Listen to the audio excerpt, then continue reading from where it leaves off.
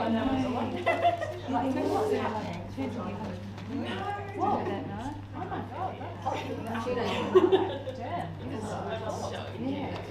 it kept taking Thank you. Hi everyone. We're streaming. Okay. Welcome to the Mill. My name's Adele Sleevis. I'm the visual arts curator here. Before we get started, I'd just like to acknowledge that we're meeting on the unceded land of the Kaurna people and pay respect to elders past and present, and just acknowledge spiritual connection in the country, and also welcome those of you here who are First Nations people. We have our director Kat here as well, and Chloe, who's live streaming, who's our marketing manager, and thanks to Michelle, who is stenographing the live captions that are behind. I don't know if you guys can see them properly, hopefully it's all good. So Chloe's live stream will also be on our YouTube channel afterwards if you want to watch back. I'm going to hand over to Tikari now and let you do your thing. Thank you.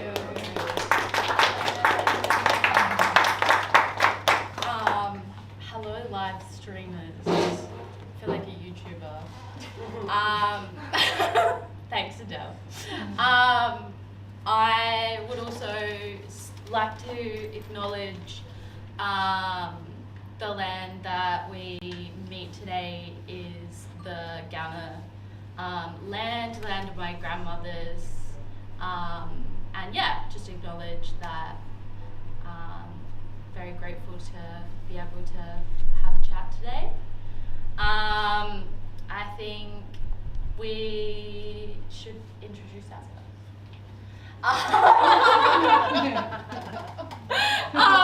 Okay, so I'm here with a lot of lovely people who have informed my practice a lot, but also come with their many talents.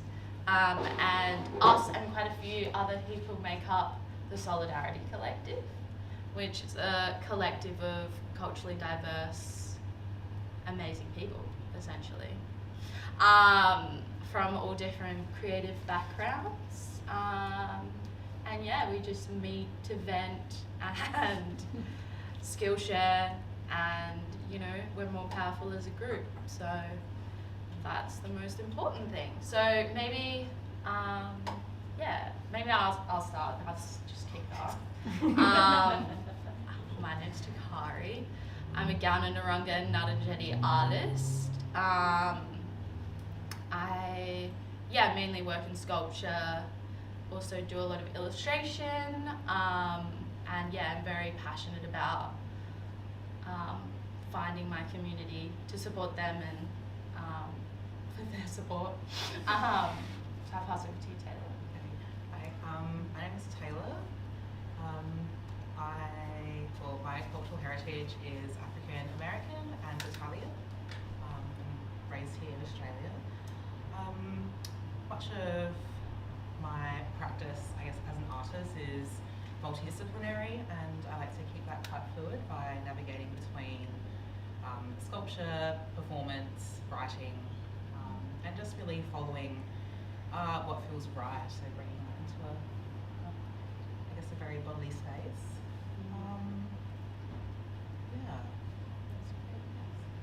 Hi, I'm Kirsty. My pronouns are she, her. My background, cultural background is my mum's white English. I grew up in England, and my dad's Bayesian. So my ancestry has been stolen from us. Indigenous people to Africa who were forcibly moved as part of the transatlantic slave trade. So our history doesn't begin with slavery, it's where it was cut off. So that's my cultural heritage. Previously I've been involved in arts in the UK, painting. I perhaps position myself now as more of a creative thinker and a dreamer, somebody that envisages different ways of existing for people like myself in solidarity. Yeah. Hi everyone, I'm Yasemin. I'm she, they. I've got a residency space here at the mill for the next 6 months. I'm, I guess, a hybrid artist that does like video, performance, painting, and I guess writing. And I also come from a film and TV background. And my works usually explore things like identity, disability, chronic illness, and mental health. And I'm doing a show called Sick Bitch here at the mill as well for the Fringe, which is, I guess, exploring things like endometriosis, ADHD, and mental illness. And yeah, I just would love to create works that help enact change. Hey, I'm Denise. My pronouns are she, her.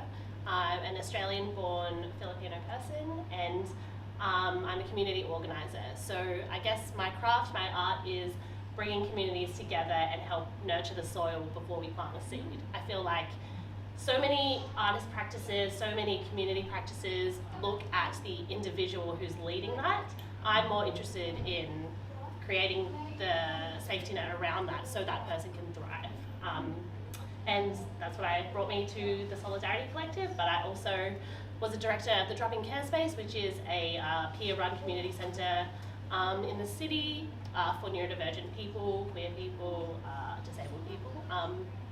And yeah, kind of just bringing all of that together to create authentic community and allow people to show up authentically without the precursors or the, capital S solidarity or the expectations, and just people coming and being themselves. Yeah. Okay, hi everyone, my name's Alice. She, they, or anything you like, I know she, yeah. Anyway, I work with contemporary art a lot. I work predominantly with ceramic, glass, installation, and a bit of illustration, painting, pretty much whatever medium that suits my idea. And I'm also a tattoo artist working just right in there, so if anyone wants a tattoo. Anyhow, my work is mostly inspired by a multicultural my multicultural background, because I was born in China, but I came here very young. So the different experiencing two completely different culture has a really big impact on my aesthetic and my practice. So that and acculturation is always one of the major topics of any work that I create. And I wish my work eventually brings a bit more. Running out of words. I'm sorry, guys.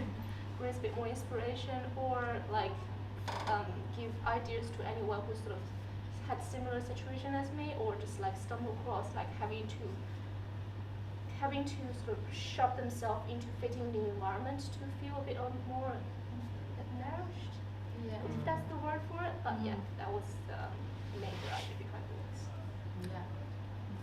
Right. Thank you. I have a few kind of prompts that I kind of thought would be good to start off some conversation and pose, I guess. Because I feel like this is going to be a mini solidarity meeting for us, because these are the kind of things that we talk about kind of every couple of weeks. So I guess maybe I'll start over here.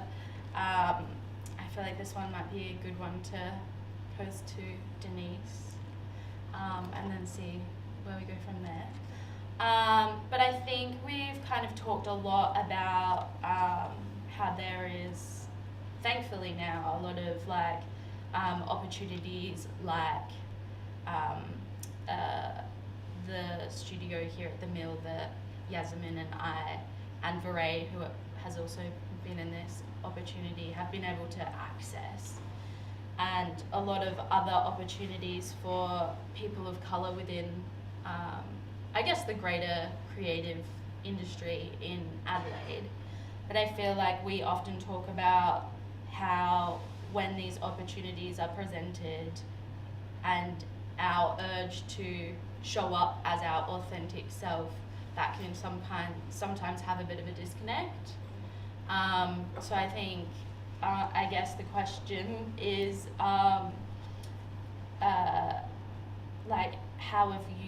how have you found it trying to rock up authentically, and also what kind of safety nets around these opportunities do you think there should be for people of colour? Yeah, good question. I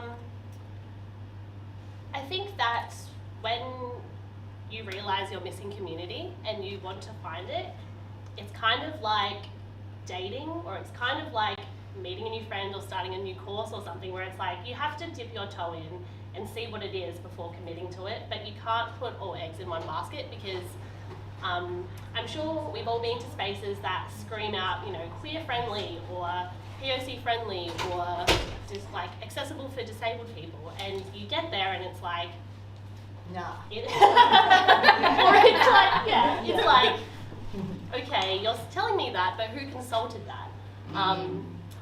So I think with the Solidarity Collective, it was an awesome coming together of people, but it also wasn't my first time trying to find my people. I've worked in a lot of progressive not-for-profits in the past, and you know, there's this really well-known graphic amongst people of colour where it's like, you enter this progressive place, you go through the honeymoon period, you start to pull up stuff that you see is not great, and then you get vilified because you're the person bringing it up rather than the person shining the light on the issue.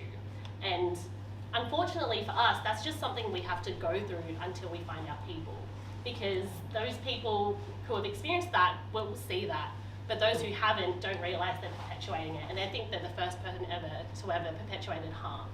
So I guess when going into these new spaces, if we're going like admin angle, I would, every time I see a new progressive space, I always check their board, check their leadership team, check their staff. If I'm going off vibe, then it's more just like, you know, I'm 31, so I feel like I've learned what my boundaries are, but it's just that thing of being vulnerable, but trying not to trauma dump, because that's not good for anyone, you know? So there's your own protections that you need to know of yourself and tune into yourself, but then there's also like practical things you can do, like simply looking up the leadership team, the board, the staff who get paid, who gets full time.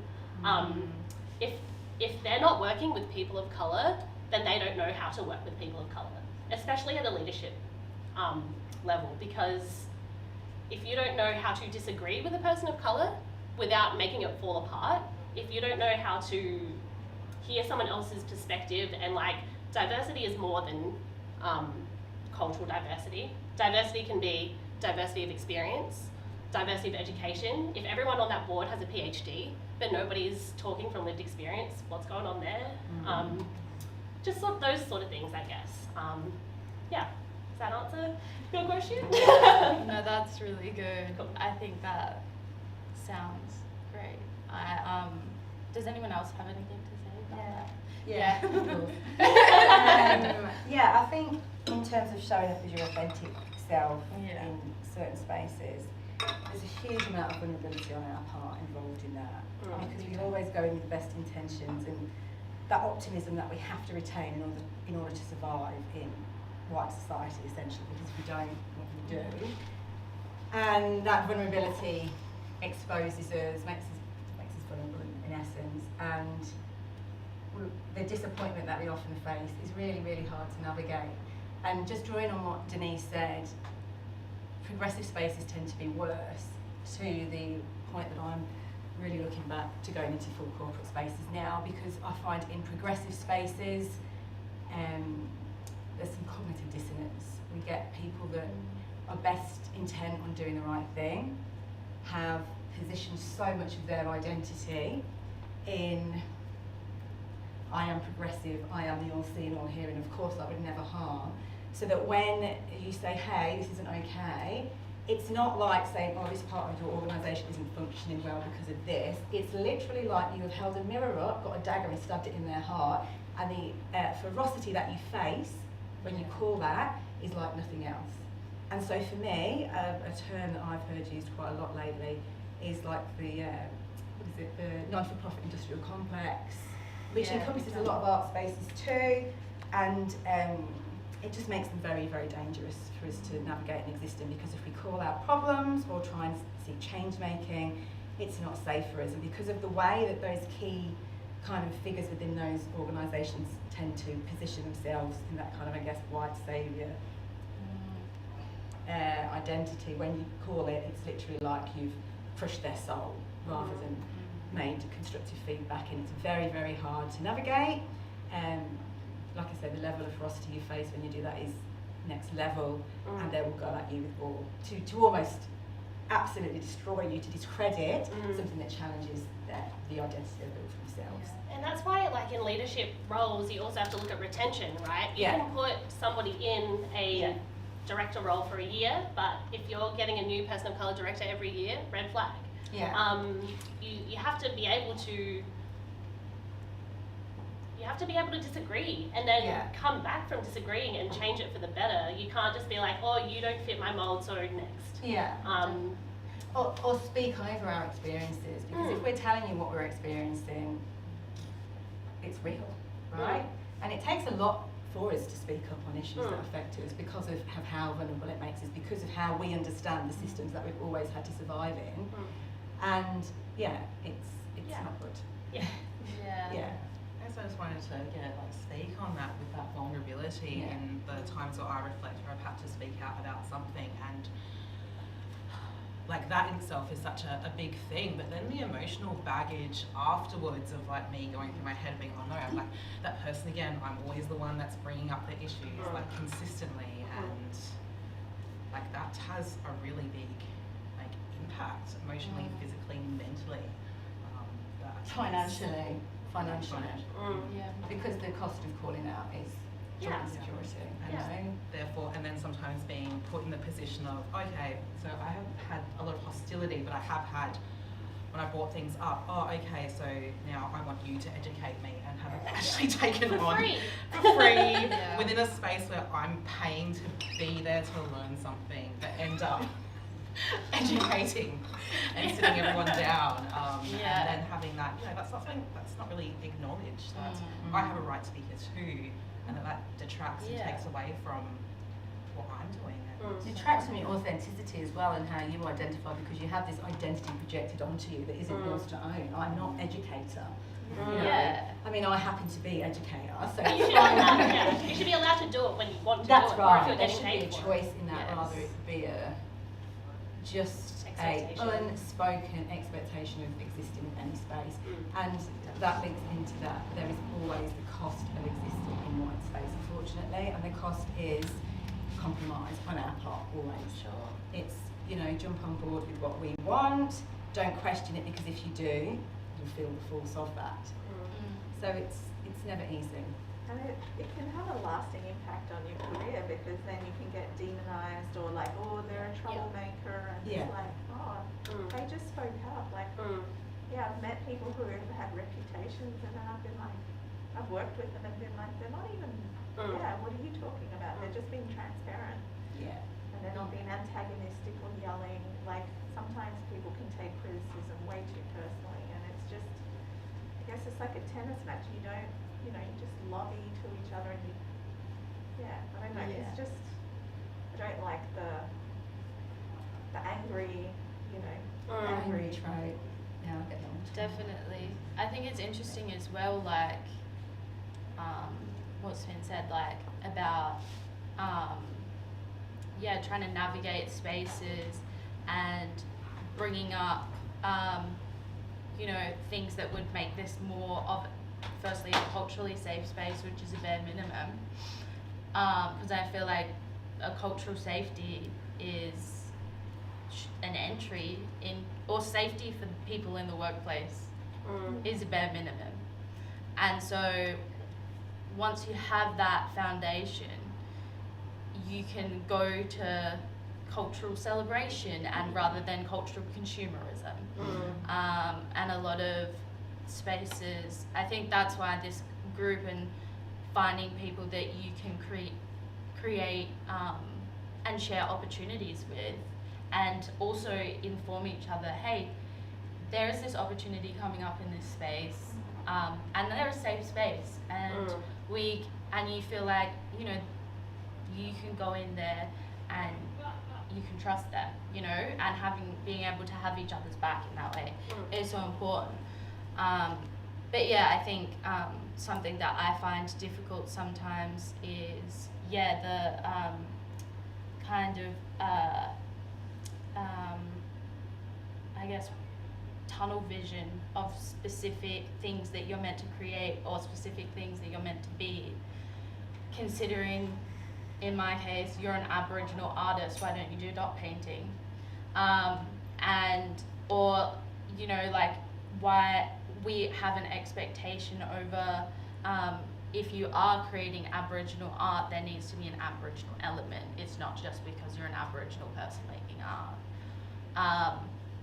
And also, the expectation of that your art is to be, your culture is to be consumed, but maybe you're not meant to be a bum on a seat getting a salary, you know?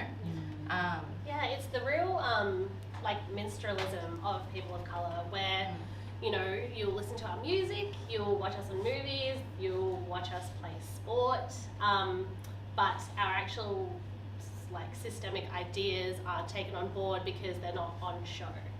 So to what you were saying about, you know, your art is Aboriginal art by virtue of you being Aboriginal. It's like, just like when people say you don't look Filipino, it's like, well, yes I do because I am. And so I don't really, like, it's not like you don't look like a Sarah, like that's a different thing. You know what I mean? So yeah, it's just, it's like, what? It's that, again, it's to do with objectification. And unfortunately, white space wanting to have ownership on our identities. And that is we are in constant resistance to that with regard to showing up authentically ourselves, because we are constantly assumed to be, you must perform this, you must do that. And it's very hard.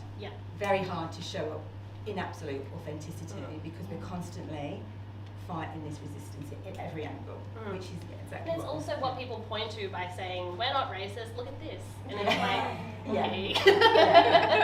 But you're othered from the get-go, like, you know, you apply for a job and, you know, if you saw my name, Yasin in Sabunja, which is a shortened version of my last name, which is Sabunja Orla, but good luck trying to get pronunciation of Sabunja Orla in, you know what I mean? Like, my brother actually changed his name to, I won't go into it, but yeah, he wasn't getting job interviews, and lo and behold, he changed his name, and that week he got 100 job interviews in retail. Like, it's just unbelievable, like, that you're already othered based on your name. And the amount of times I've heard, oh no, where are you really from? And I'm like, no, I was born here. And even if I wasn't, it doesn't matter. Like, pick a more interesting question. like, or, oh, you seem like you have a good cultural background. What is it? That would be more interesting to me if someone said that to me. Like, But again, it's that open game, isn't it, that people think they can ask you those questions. They wouldn't ask anyone else that because it's invasive. You know, it's just that. It's like the normal social rules of social navigation elude us. Because it's, again, we're not seen in our full human self. We're objects for consumption of whiteness. Yeah, always. And that is, I think, quite confronting, probably for white folk to sit with, but there is an element of that in most, I would say, consumerism we're there to. yeah, it's systemic, unfortunately, and ancestral and built into DNA almost. Like, it's really hard to unpack all of the centuries of structure that's created it. And I feel like, sorry, Alice. Go for it. So exactly adding up to like what you're talking about the Aboriginal art and stuff. Funnily, on the other hand, if you are someone with color and you're trying to make, like every now and then, we might want to make work that's not about our identity and cultural background and stuff. But because you're someone with color, you have your own nationality, Australian nationality. You make a work, you put it out there and say, oh, so this must be related to your pathetic childhood, whatever it is. You must have traumatized through this, that. I was like, no, I was just trying to make something about global warming. Where's the trauma porn? Where's the racial trauma? Climate change is still trauma. Oh yeah, it's so true. So it's like it's you never really get. It's either on the like one side, like you were saying about you want to make something out of the box, but then on the other hand, you're like people always see you in suffer from trauma for something. Yeah. Yes. No, I agree. And that we were saying before as well, that's really inescapable at every level within the arts community, I guess, even from inception at art school, where our work is critiqued through white gaze, through a white lens, through white levelling, through white marking. Everything is projected through something that doesn't culturally fit for us, and so our work has to subscribe to things that are not authentic to us or our journey or our story, and it becomes so compromising and problematic, and it's the authenticity is a constant battle because of that. You know, if you want to be successful, if you want to earn money, you have to almost sell out to it, because otherwise how can you survive in constant resistance to something where the things that you produce are not seen as valid Or palatable.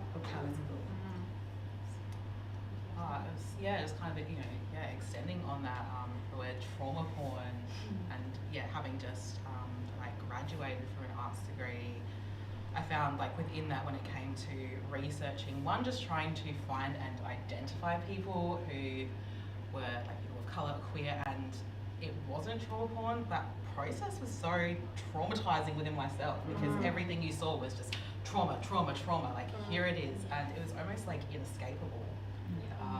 In that. That comes also, I was lucky enough during my MA to do a module at Tate Modern in the UK, and it was actually an education, cultural, language and identity. I didn't quite finish it, but never mind. But the module at Tate Modern was looking at the white cube, and we actually looked at curatorship, which is also hugely problematic, because rarely do we, as artists of colour, get to create the broader story that our work is presented in. Again, it's usually dominated by white gaze and a retelling or restructuring of story that often conflicts grossly with our narrative or where we place it, or like Alice was saying, our work gets these projections onto them that aren't there. And so that's also interesting, and I think something I guess I would like to see in the future is more discussions around that, and the decolonisation of curatorship in that sense as well. Yeah, and bringing it back to Tikari's show, it would be great if it was a norm for POC artists to have a collective to, help us voice things that we haven't put together as well yet, or if we don't feel like crying in front of people all the time. You know what I mean? Sometimes you find comfort and trust in your peers, and that's how our ancestors did, and we're refinding that now. And what you were saying about art school as well, I feel like for all of us, our parents never let art be a valid choice. So there just aren't as many lecturers in these art courses, because historically that wasn't a viable option. And so when we look for mentors, we're peer mentors because we're going through it together, because our parents don't speak up about it, even if they are incredible artists. My mum is a baker, she's a sewer, she gardens for days, but her practice is architecture, and that's all that she talks about with other people. So Yeah, and I think that's really valid. I feel like leading up to the show and doing this collective and being able to bring people together, I feel like is really, it's been an interesting contradiction in my mind, working towards a solo show,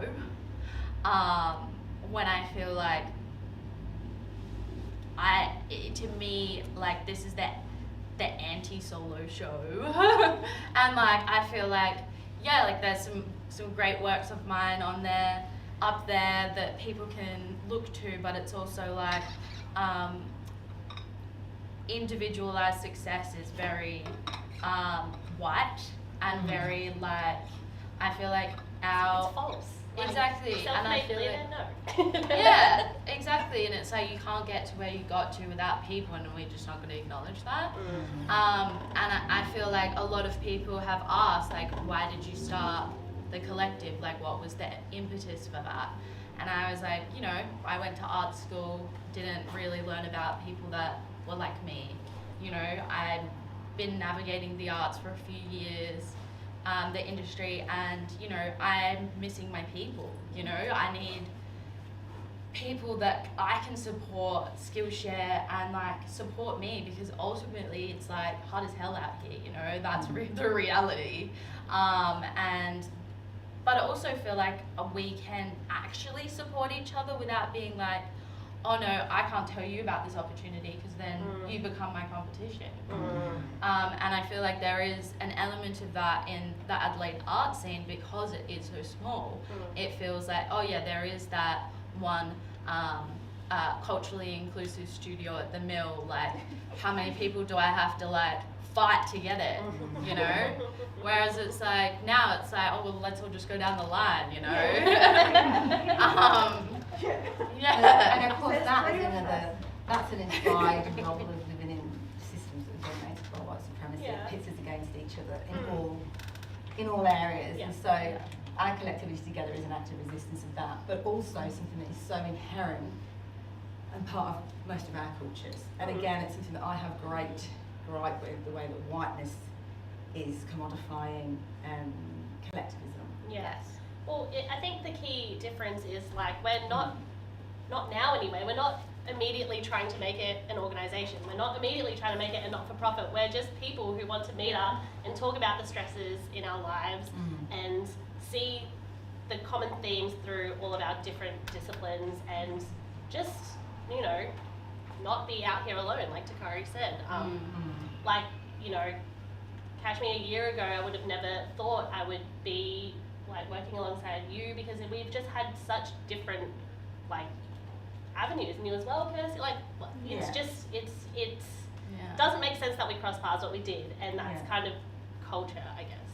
Yeah, and I found the group through Instagram from a friend, and if that hadn't happened, like, there's power in social media and community, but because I'm an older person, like, I'm in my 40s, like, in Adelaide was very different, and so for me, like, most of my friends were white, most of my colleagues were white, like, I didn't really know any other artists that were doing my artwork, and so when I found this collective, I was just, oh my god, what a breath of fresh air, because I didn't realize you can get used to something, like, how much I needed this group, and how hard it's been, and how much I've internalized a lot of stuff, you know, being an artist, being a filmmaker or whatever, and like, even like when I was 23, like, I did my honours in the Middle Eastern representation of women through Western eyes post September 11, because September 11 completely obliterated being a Muslim woman, which I am, and Turkish, and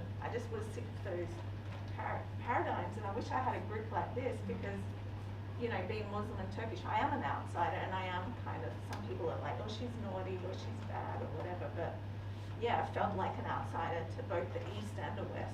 So for me, like, I love that we're all different backgrounds, but we all have that shared collective of lived experiences of, I guess, being othered or or not fitting the stereotype, but also not wanting to fit the stereotype. Yeah.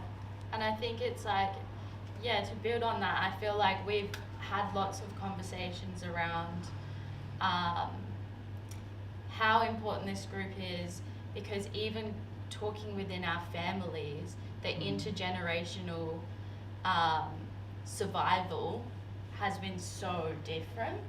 Like, between parents kind of taking the approach of, you know, not rocking the boat, to now us, you know, obviously they have paved the way for us to be able to come in and be like, the bare minimum is not enough. But also to like have these chats and be like, light the fire up each of our asses to be like, go back to our individual kind of roles within society and be like, actually, the crumbs you're feeding us isn't a full meal. You know? Yeah, it's just like where racism was for our parents versus where racism is for us. Like, what Tikari was saying is like, my mum would go to work and, you know, she would be told by her boss that, you know, she can't go to the bathroom during her shift or take personal phone calls, despite being like an architect in an office.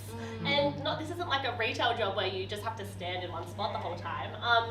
And so mum's frontier was like bare minimum respect. I'm going to the toilet when I want, and I'm answering the phone when my kid calls. Yeah, yeah. But then she stayed at that place for 20, 30 years. And she was like, look, if you just get on their side and put your head down and get the work done, they'll start to respect you.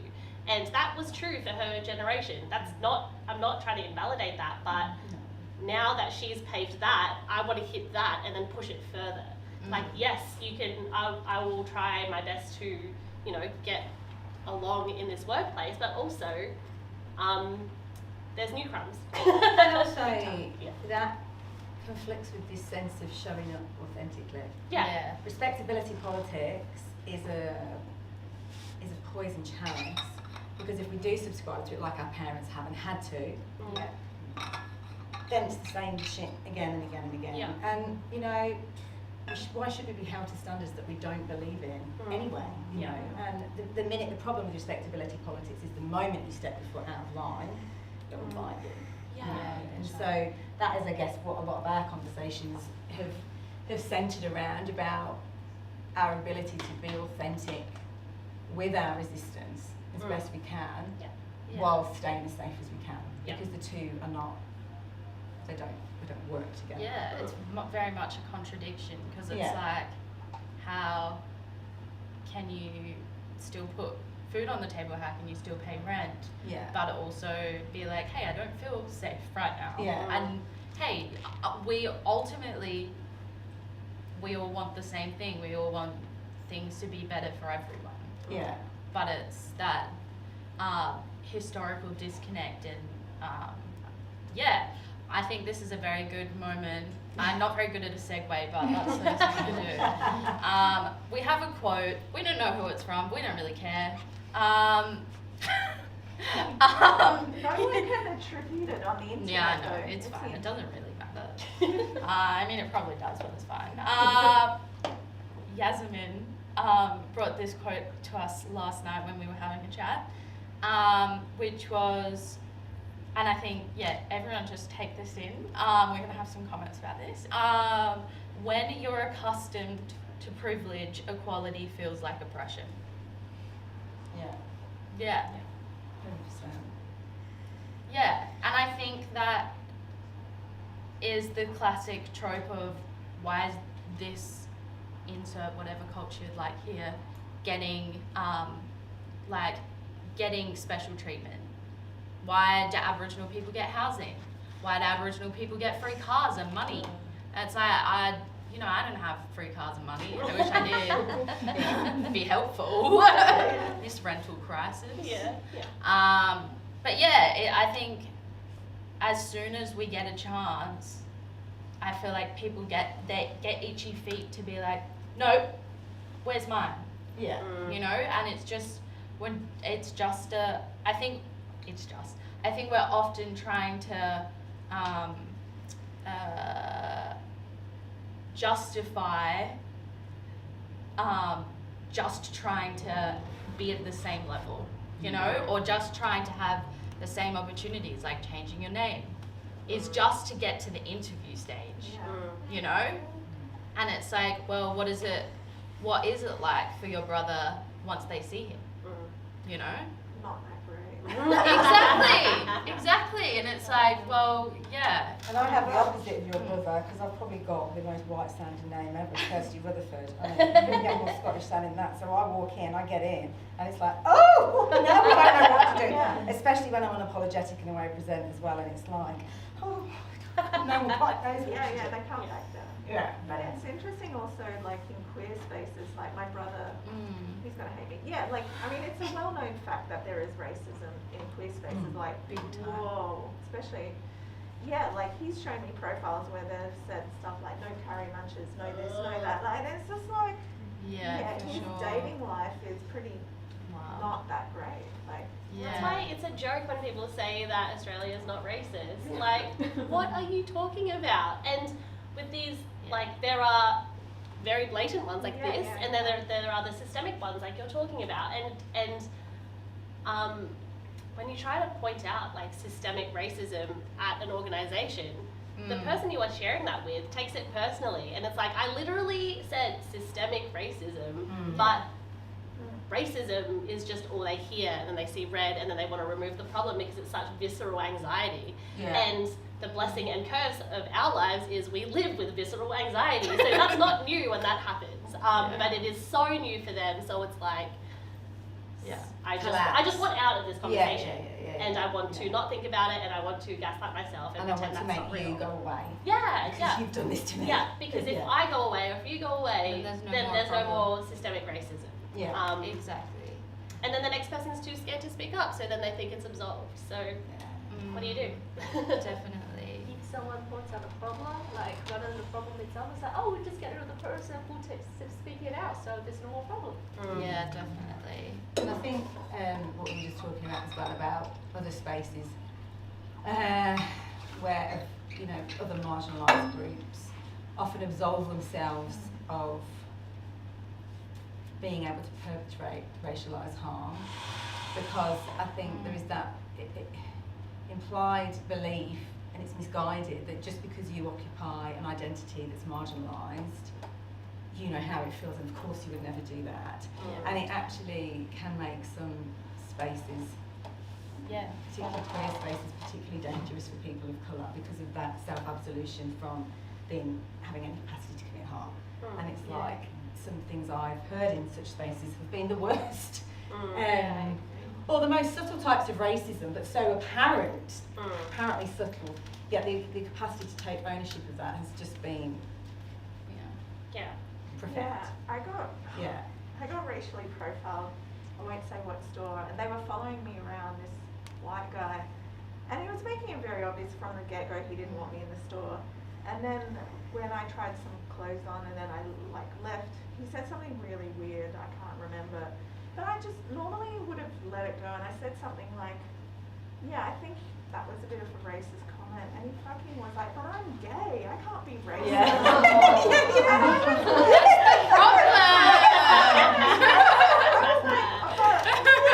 Follow anyone else, and you didn't ask anyone else for their bag, and I've actually bought something, you know what I mean? Like, it's just like, come on, man.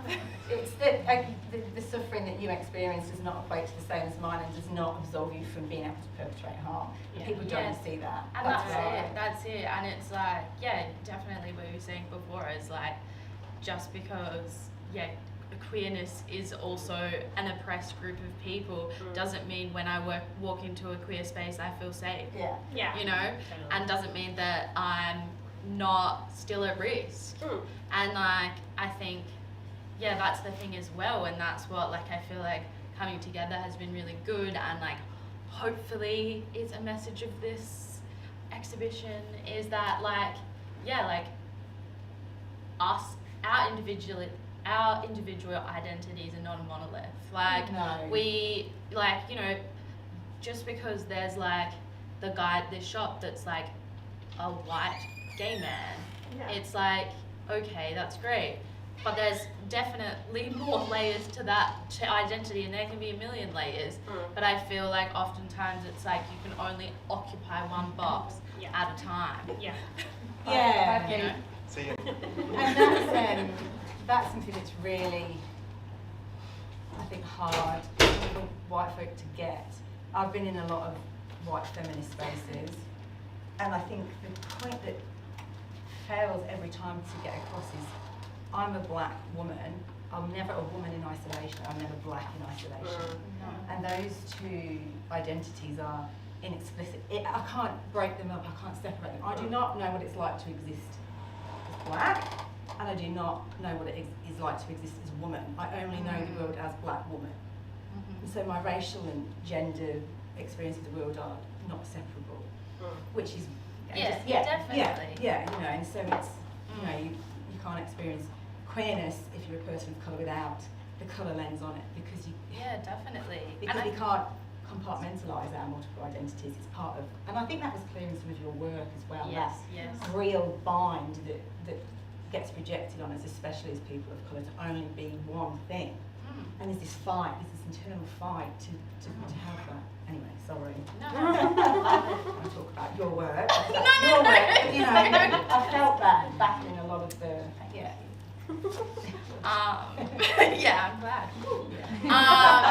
Yeah, no, that's definitely hitting the nail on the head. Like, I feel like that's the thing is that I think as well is like, as we're talking about progressive spaces and like, ultimately we do want authentically progressive spaces. Yeah, for sure. And I will make one last comment and then I'll do like an ultimate question.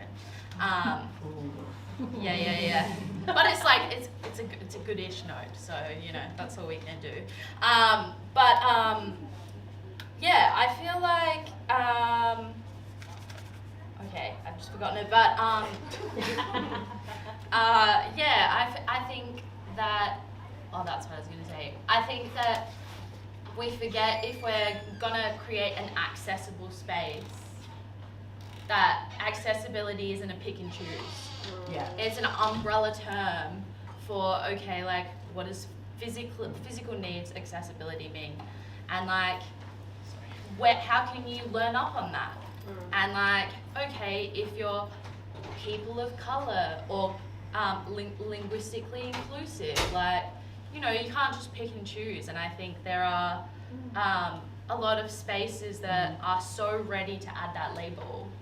And it's like, oh, I want you to add that label too. Like, don't get me wrong, but like, don't prematurely label it if I'm going to bring my friend and it's not physically accessible for them, but we've spouted that. Yeah. For sure. Or it's not culturally safe for, you know, my lovely Turkish friend. Like, you know, it's like some groups get to pick and choose and others just rock up and they're like, oh, well, I'm turned away again. And it's also like, what you were saying too, we really do want authentically progressive spaces. It's like that critique is not to say you're shit. Yeah. You know what I mean? It's just a critique. And it doesn't mean you're not doing enough, so stop doing it completely. And I feel like that is the knee-jerk reaction, is like, you critiqued me, so I'm just going to take it away. Too hard. Too hard, or too much money, or it takes too long, or I don't know. Or It's like, oh, we're already doing so much. yeah, and it's You like know? if an authentically progressive and inclusive space will just have that lens. And I think it's Maya Angelou maybe who says is like, do the best with what you can with what you know, and once you know better, do better. I bastardize that, but that's just what it is, and that's how you have to be okay. That's what a progressive movement should be, is like, we're doing the best we can, but once I have this new information, I'm going to do better, even more so. But don't burn the hand that's willing to feed you the information and knowledge to do better. Big time. Take it and see it as a gift. Yeah, exactly. And we talk a lot about anger in our meetings and how we are so viscerally angry, but then nobody listens to us when we're angry, or when we react, or spout something, even though it's valid for us to be angry. So yeah, because it sucks. But you have to. But then you have to like add a filter of palatability, or come to this meeting, heavily unpack it to be able to hand it in a really nice package, to then be to have that whole cycle run again. But it again comes into that unwillingness to accept our full humanity. It has to be tempered every time in order to be received. Yeah, big time. I guess another question. Well, I don't know. Last question. Oh, I don't know. Sorry, I'm trying to be good. You can listen. It's 20 forever. past. Yeah. Yeah, last question, and then are you guys happy to take questions from the audience? Sure. Yeah, but if it's inappropriate, I'm not gonna take it. That's fine. Or not right, I'm not gonna take it. Stand for it. So basically, we've been talking about where things fall apart and where things, how angry we are. Because we are, and it's valid. yeah, this laughter is a trauma response. I'm not really Yeah. But I feel like I think I'd like to pose like the dream kind of future, if you will, what would, like, why kind of things like this, if we could have the feeling that we have when we're together and we're talking and we're listening to each other, if we could have that in spaces where there are a handful of more white people in there, what would make it better? What can our, say we're just talking to all the CEOs of the world right now on the live stream, and they're just like, give it to me, and they're listening. Yeah, what would we say? If like utopian, it would be like not to dream of labor. Like I would like, if I want to create, I would like to just create. Yeah. I don't want there to be, I don't know, like perceived outcomes before I've made the thing, because sometimes making the thing turns into something else. Yeah. And like consumerism caveats Yeah. and stuff. It's Yeah. like, And also just utopia, there not be this like scarcity, where we're pretending that there's only a finite amount of positions for us. We don't want to compete against each other. We want to see us all thrive. Solidarity is mutual liberation, right? So I want to see us all do well. Yeah. And I want to see us in positions of power, like Yeah. where we're not just like, like the flavour or, you know, I was going to say something which would have been a bit controversial, but yeah, like I guess just taking, like where we can have an impact and we're not the token person taking up space because they have to. yeah. There's somebody that's probably quite forcefully tried to push change, and that's my modus operandi, if you like. For me, a utopia, I'm unburdened of that, and I don't feel that weight on my back to do that, and do that on the behalf of somebody that probably falls into the older category. I've gone past the point of pushing up, and delivering everything politely, and I don't, and there are costs to that, and burdens. But part of the burden, which is, I guess, I don't think it's self-imposed, is that I feel I need to do that for the younger people to see. But my utopia, there's no requirement for me to do that, and I'm free. Yeah. And that freedom is, again, something that I don't think I'll ever experience in my lifetime, but is you know, in that concept of what is white privilege, that is what a white privilege is. You do not know what it's like to have to navigate every space with this burden, this self-checking, this I need to push this, like, you know. Yeah, it's that release. That's it. And just like rocking up to your job and just doing your job without being like, oh, I need to do this, plus I need to make this a safe space. Yeah. Not even for yourself, for the people that will come after you once you burn out. And I suppose the best that can be felt by whiteness is ignorance. Oh, I don't think racism exists. I didn't know any of this happened. That's the bliss of ignorance that we never, ever, ever have the privilege of enjoying, you know, from knee high, and whether that's in that conversation with your parents explaining to you the world isn't level. However, but that burden, that freedom of your ignorance is something I will never know, and I'll probably only feel that as the kiss of my final breath comes out of my body as I leave, you know, which is really, really sad. And I don't want that. I just wanted to. Yeah, sorry. I watched a really interesting documentary by, I think it was Yatasha Oh my god. Womack. Yatasha Womack. I think I know. Yeah. On this Afrofuturism, which is amazing.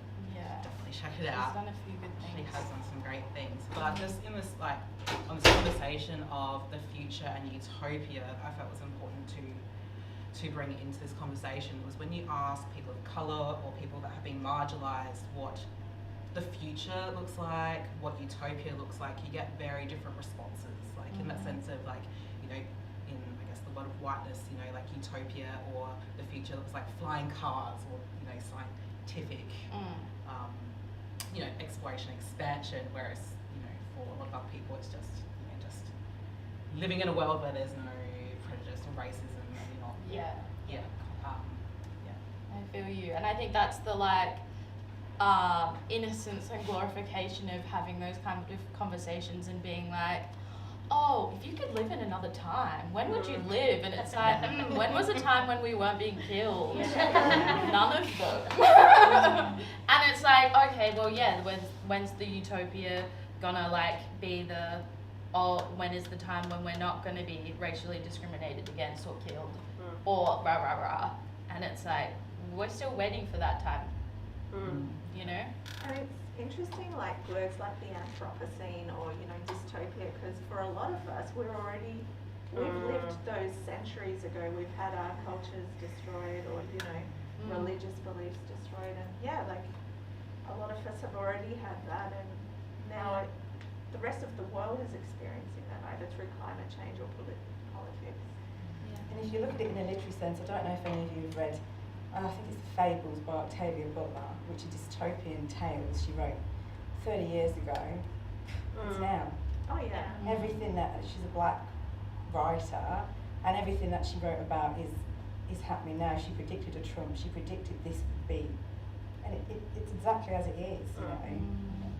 Yeah. And to bounce off what you were saying about the like Afrofuturism, is that what you said? Like, not being able to imagine that is so sad. Like, this necessity for basic needs takes away our capacity to imagine and to be more creative, bringing it back to art. Like, because survival's so consuming. yeah, I would love to imagine, and I would love to, you know, think of utopia as flying cars and like no global warming, and you know what I mean? Like, it would be just so nice, but we're literally advocating for, hey, can I disagree with you? Or can we just live? Like, because I have a disability, and so many black women especially die, like, unnecessarily through the medical system or through social funding, and I'm just like, for me, I just want to be taken seriously by doctors. Black women are not medicated as much, they're not given like pain medication, they die in labour, like, it's just unbelievable. And I'm white passing as hell, but it's still like, I've experienced so much medical racism that it's just like, I've had doctors flat out say, oh, it's because you're from the Mediterranean that you're maybe histrionic, and I'm like, what? And or you're eccentric. Oh, I just thought you were weird because you were from Turkey, and I'm just like, what? Like a white male, yeah, like endometriosis specialist. He was my surgeon actually, and I was just like, fuck, he'd already operated on me. Like, it's like no uterus, no opinion, right? Like, Yeah, it's just like it's hard to navigate racism and then also disability and everything else. It's just like, I don't have the spoons or energy. Oh yeah, the intersection of that is just, I mean, exhausting. Recently came across a term which was trickle consciousness. Ooh. And that was looking into like black existentialism, and ultimately how, I guess, it was looking at, this was looking particularly at women of colour who navigate the space, a male-dominated space of being a woman and having that consciousness, and then colour, and then and that consciousness. But really, when you start to go into that, like, there are, you know, if you are a queer person, then there's queer consciousness. If you have a disability consciousness, neurodiversity consciousness. So, and a lot of us, you know, really intersect these multiple times and spaces. And that's just, it's just a lot. Yeah. It's a lot to take in and to balance, and that's what you said about how they just want that one, you know, pick the one box and fit into that. And a conversation that links this, that Denise and I have all the time, is joy. Yeah. Mine, and we have this like battle of joy. Yeah. And I obviously I experience joy, but joy for me is a pursuit that I do not have time for, because so much of my energy is consumed in battling the bigger picture, because I feel that burden. And I should be allowed to feel joy, and joy is an act of resistance. But also, I don't want to live in eternal joy, because I don't want to live in the polar of what I'm supposed to live in, which is misery, just because. And so imagine even having to debate the concept of joy within yourself. Yeah. And it's and that dialogue that we have about it for sure. is so telling of the space that we occupy. And we're also neither of us are wrong. Like, yes, no. Kirsty and I will have opposing opinions on joy and justice. Yeah. But then at the end of it, we see each other's perspectives, Yeah. and then Kirsty will say, anyway, don't you wish white people thought this hard about this? And it's like, yes, I do, because that would make it better. Yeah. I don't want to be fighting you ever. Yeah, And we're not yeah, really no, fighting, we're we're not. just disagreeing healthily, and Yeah, that's what and conversations debates are. about it, but the fact we debate our own Joy, yeah. is something that I honestly don't believe. I think it's exclusive to people of colour. Yeah, essentially. But also there's sometimes like, I wouldn't say stigma, but if you're like really happy-go-lucky and like live a carefree life, sometimes people are like, well, are you an activist, are you doing this? And then sometimes just existing is an act of resistance. Yeah, and, exactly. like, Oh, big That's time. right. Yeah. Well, Like- like rest is resistance, right? Yeah. If you Like, don't yeah. fuel capitalism and you rest, then you're slowing down a process that's not feeding you anyway. So, Yeah. yeah. Like the NAP ministry, look them up. Yeah, I love their work. I just saw that today. It was like, Okay. I think, was that the thing like at MoMA? Oh, yeah, I think Is it? so. I think so. Yeah, like a group of artists They've that got- were utilising naps as an act of resistance, and Oh, just like wow.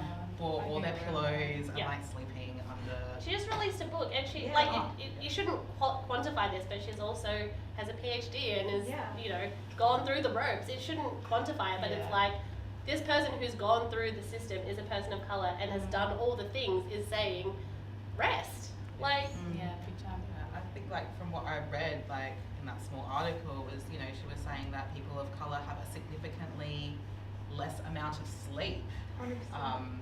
And how that feeds into, what should I say, like how that lack of sleep filters into many things, and one of them being the ability to dream, and Yeah. and that being such a fertile headspace. Mm. Sure. Yeah. Does anyone have a question? Is anyone brave enough to have a question? Sorry, should I rephrase it? And I believe you can, if you're online, Fontange? There's no question. Okay, well, that's fine. Whatever CEOs. Wow.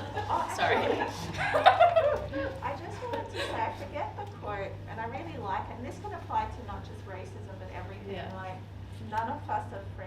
Like, what is that? Oh, she None of us knows. are free until we're There all is free. no woman Yeah. free until every woman has free from her shackles or whatever, something like that. Yeah, which is I've ruined that, but yes, I am not free until every woman is free. Yeah.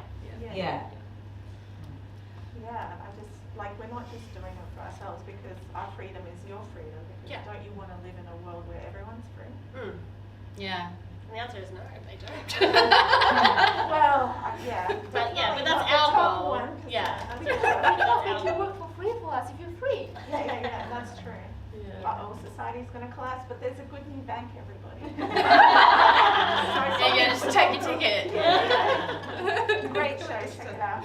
Just to quickly go back to the Solidarity Collective, I feel like, just having that space where we all kind of hold and support and rejuvenate and uplift each other, like when one of us succeeds, like we all succeed, like we're all there, like backing each other up, like it's not, like, like, oh, they got the thing, Yeah. it's like, no, like, yes, they got it, like, fuck yeah.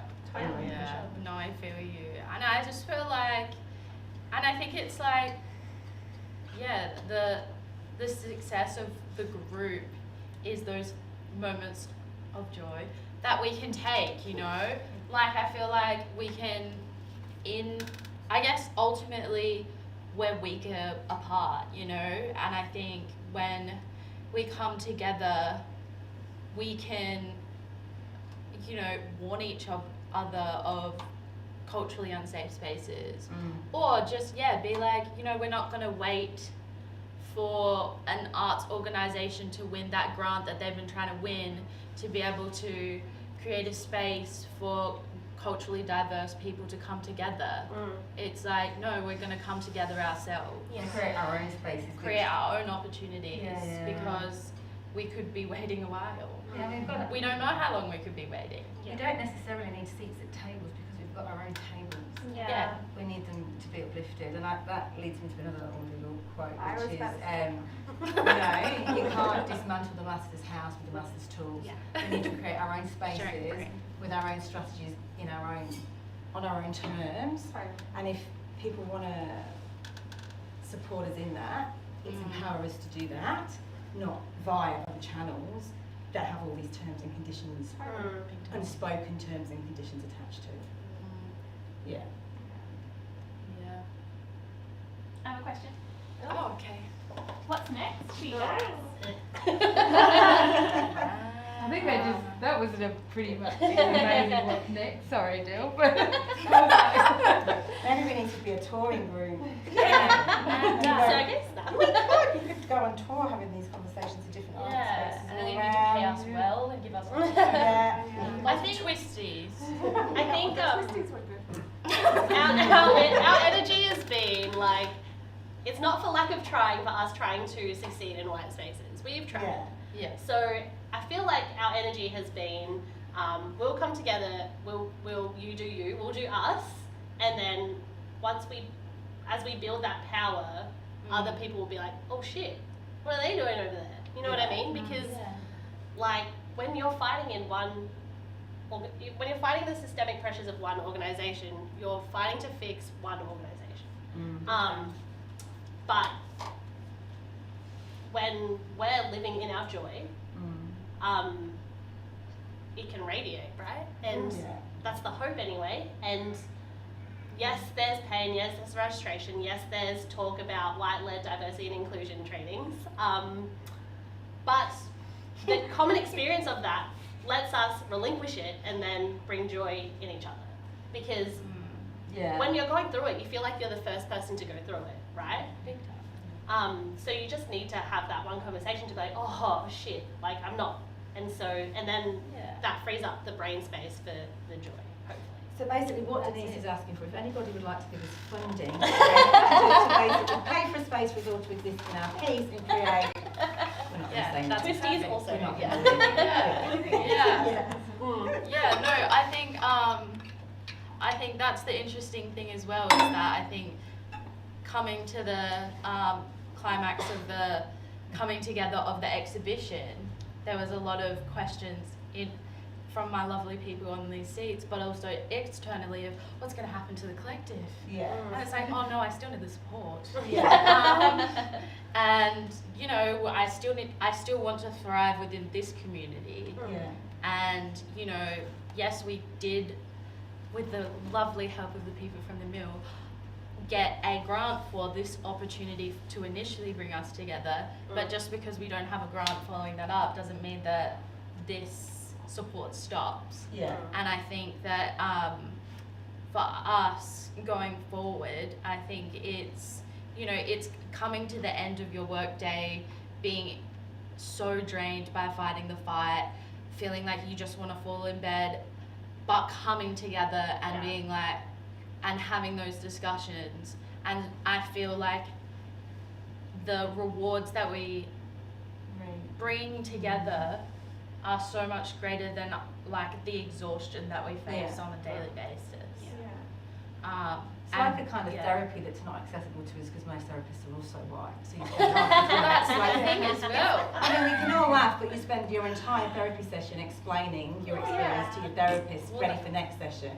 Well, that was the thing as well, was we came together and were like, these are our experiences, and this is what it's like trying to explain to the most amazing white therapist, Jill, that I've been seeing for 7 Shout out to years, Jill. about how to work through all of this. But it's like, you know, there's so many levels of like, we can't break through. Yeah. So now we're unpaid therapists for each other. I feel like that also, brings in, and I'm not discrediting therapy anyway, I also have my amazing, lovely white therapist. But also, it's all we've got. It's all we've got. Yeah. Because of the barriers too. But But just also how healing takes place in an isolated room by yourself in private is a very colonial kind of tactic. Whereas healing is just another way to expand, another one of the many ways people can come together to facilitate healing, connection. Is through like collectives, making art. I guess last night I was saying that I have used my talents, not for evil, but for crypto companies in the past, and I'm like, I would like to use those skills of fundraising for things that are going to have an impact and not just some weird NFT collection that it's probably a scam for someone or, you know, like it's just, yeah, I'm being really finicky at the moment with, like, I feel like time is urgent at the moment, but I don't want to put pressure on the group, but it's like, yeah, I just would love to see change, but also have spaces where we could maybe do a group therapy thing or play thing or, you know, or even an outing where we're just having fun without just, you know what I mean? Like, I love it. And I feel like, like we all kind of are from different disciplines and we're all plugging away at things, but sponsor us. Give us money. Maybe that's a moment for me to say thank you to Art South Australia. Art South Australia. And also, probably more importantly, to the Margaret Martin Foundation, big time. who have supported our studio residency and continue to do so, and really their whole remit is about having these conversations about culture and being able to share, and so thank you guys so much for being here tonight and sharing with us and making us feel uncomfortable and showing us ways that we can all grow. I think that's really important, and I'm glad that you guys have been able to experience like the full range of emotions in your meetings together. What a lovely thing, and I hope that you keep on building your own house. And I just wanted to say you have a really strong voice together, really powerful, and I'm sure you've moved the rest of the room like I feel moved, and triggered some stuff from my cultural heritage and things that I don't think about in my life that I've ignored and buried, and like it made me feel like I want to come to your collective. But like you have a very strong voice as 6 amazing people, and I think there are more of you that we haven't heard from tonight that we mentioned the other night at the opening. But thank you so much for and thank you everyone in the room for our listening ear.